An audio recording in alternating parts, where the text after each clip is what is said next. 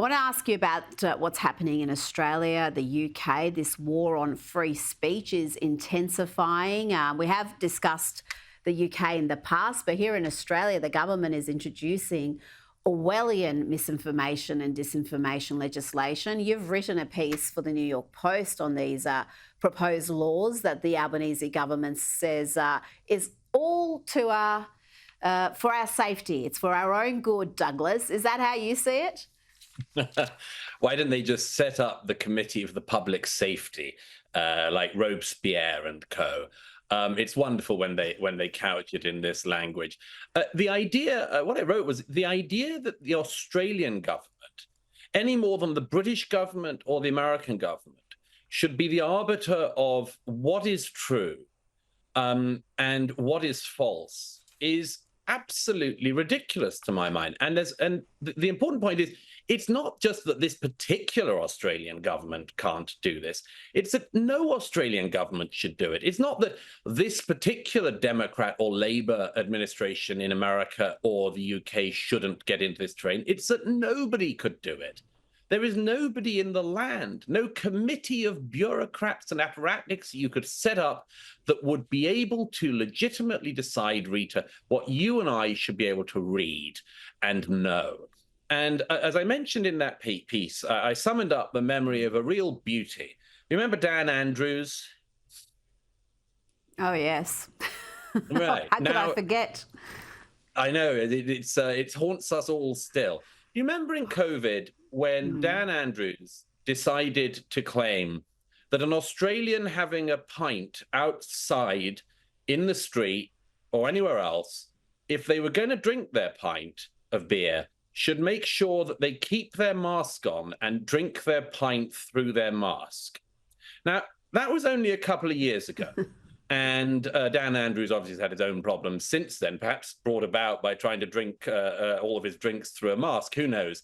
But the interesting thing is that passed for completely acceptable disinformation and misinformation by a very seriously high-level official in Australia.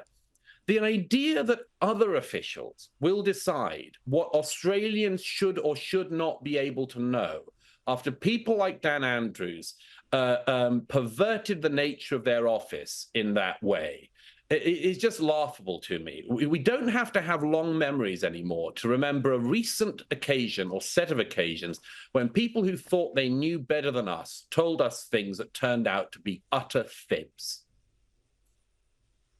Oh, Dan Andrews, the list with him is long, the former Victorian Premier. I remember when he scolded Victorians for watching sunsets at the beach. Apparently that was a danger to themselves and to their neighbours, watching sunsets.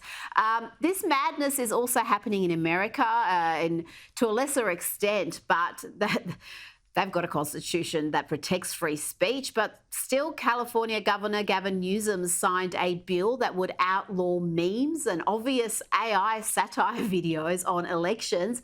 This ban was inspired by this amusing clip mocking the Democrats. I had 4 years under the tutelage of the ultimate deep state puppet, a wonderful mentor, Joe Biden. Joe taught me rule number one, carefully hide your total incompetence. I mean, really, Douglas, are Californians so thick that they need to be protected from parody videos and funny memes? I was delighted to see that one meme online today had Gavin Newsom dressed as a clown.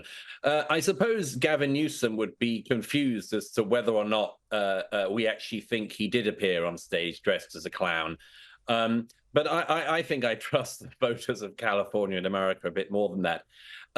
It's pretty amazing, isn't it? I mean, Gavin Newsom would have a particular strong impulse for trying to stop mocking memes and much more. That's because he's absolutely ripe for them.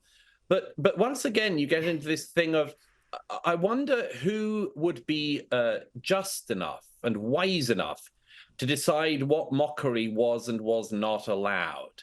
Maybe memes about Donald Trump would be allowed in this system. Maybe memes about J.D. Vance would be allowed in this system. But I suspect they would crack down double hard if the meme or the joke or the satire was about Gavin Newsom. That's why you just can't give censorship tools to people like this. They would not be able to resist using them to their own advantage. And so there is definitely a problem in the information age of false information being passed around. But my solution to that is that we, the public, have to be much wiser to that. And my experience is that most young people coming up are actually wiser to that. We have to get wiser to that, because the alternative is some set of bureaucrats in Australia or America or somewhere else deciding what you and I are allowed to laugh about and what we're allowed to find funny. And I, at any rate, wouldn't want to live in such a system.